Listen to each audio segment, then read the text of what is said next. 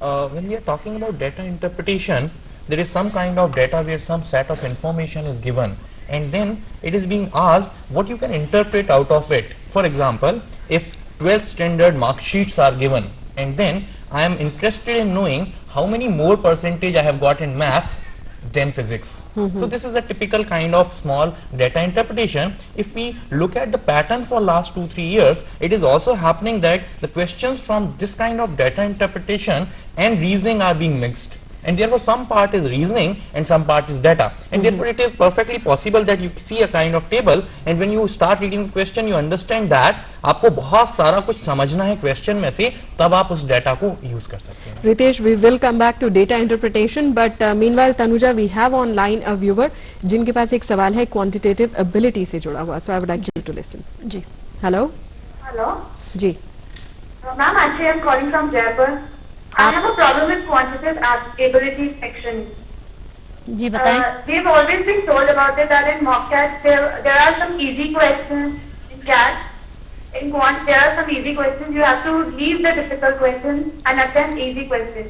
Is it really a fact during CAT be having those kind of easy questions? Surely हर बारी CAT के examination में हर section में कुछ इजी क्वेश्चंस होते हैं जिनको कि आपको ढूंढना पड़ेगा and you will have to solve those easy questions first. Definitely there are easy questions every time. Tanuja, that's very well said, but I think it's easier said than done. Easy questions को देखिए, difficult questions को मत देखिए और फिर घर जाइए और ये सोचते रहिए कहीं अगर मैंने ये question attempt किया होता, वो ना किया होता तो क्या होता, ये होता तो क्या होता. Ritesh, coming back to data interpretation, आपने बहुत सिंपल तरीके से बताने की कोशिश की है कि डेटा इंटरप्रिटेशन का दरअसल में मतलब क्या है. अब सवाल ये है कि अगर मैंने कुछ टाइम रीडिंग और अंडरस्टैंडिंग में बिता दिया, DI पूरा जो सेट है, तो अगर मुझे उसमें से कुछ हिस्सा समझ में नहीं आया तो even then should I go ahead and attempt it? देखिए, दो तरह के केसेस हो सकते हैं. यदि पूरा डेटा समझ में नहीं आया है तो ये बहुत अच्छी बात है कि कम से कम क्वेश्चंस पढ़ लिए जाएं, क्योंकि कई बार ये होता है कि जितना पोर्शन हमें समझ में आया है उस पोर्शन में से हो सकता है कि हम 1 या 2 क्वेश्चन आंसर कर पाएं. लेकिन यदि उतना भी समझ में नहीं आया है तो मेरे ख्याल से तुरंत जैसे ही हमें लगता है से आफ्टर 5 मिनट बिताने के बाद जिस सेट में 8 क्वेश्चंस हैं हमें लगता है कि नहीं, हम सही नहीं जा रहे हैं, तो आप उन 5 मिनट के बारे में ना सोचें और ये सोचें कि यदि हमने और टाइम दिया तो कहीं ऐसा ना हो कि वो भी चला जाए. इसीलिए अगर ज्यादा कुछ समझ में नहीं आ रहा है, जिस पॉइंट पर समझ में आ रहा है आप उसको छोड़ दीजिए, आप उसको और आगे खींचने की कोशिश ना करें. और रितेश, इस वक्त एक और व्यूवर हैं हमारे साथ ऑनलाइन, तो चलें सुनते हैं उनका सवाल क्या है. हेलो. राहुल जी, बताएं क्या सवाल है आपका.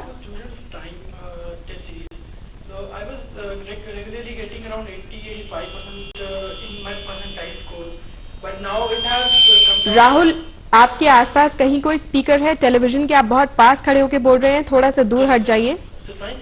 या but the percentile has been decreasing to around 70 and less percent for the past 2 exams. I am feeling a bit nervous right now, so I don't know what to do. देखिए राहुल, ऐसा है कि मैं पर्सनली ऐसे बहुत सारे students को जानता हूं जिनके आखिरी में मॉक में थोड़े से कम हो गए थे और वापस से उन्होंने बहुत ही ताजगी के साथ, बहुत ही स्फूर्ति के साथ फिर से अपनी प्रिपरेशन शुरू की है. और ऐसे देखा जाए तो ये जो समय है, ये समय टेंस होने का नहीं है, और ये समय ऐसा नहीं है जहां पर हम ये सारी बातें सोचें जिसमें हमें असफलता मिली है.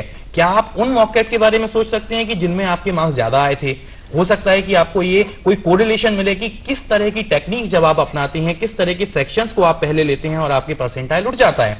यदि आप आखिरी के कुछ दिनों में बहुत अच्छी बातें सोचेंगे और अच्छे आपने अभी तक जो अच्छे काम किए हैं उन सभी के बारे में सोचकर पॉजिटिव एटीट्यूड में अगर आप आएंगे तो हो सकता है कि आप बहुत अच्छे कॉलेज में पहुंच जाएं. यदि हो सकता है कि यदि अगर आपके परसेंटाइल मार्क्स 90 के ऊपर नहीं आते हैं, उसके नीचे भी आते हैं, तो प्लीज ये बात का ध्यान रखिए कि हम सिर्फ IIM की बात नहीं कर रहे हैं. यहाँ पर बहुत सारे अवसर हैं और अपनी एबिलिटीज के हिसाब से हमें ये सोचना चाहिए कि क्या बेस्ट हमें मिल सकता है. You're watching program How to Crack CAT और इस वक्त हैं हमारे साथ 3 experts, एक नहीं, दो नहीं, 3 experts from the Time Institute, very well known institute.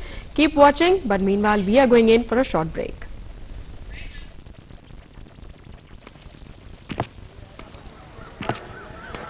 इस मासूम का दोष सिर्फ इतना है कि उसे पोलियो की दवा हर बार नहीं पिलाई गई। अब किस भाषा में समझाएं आपको?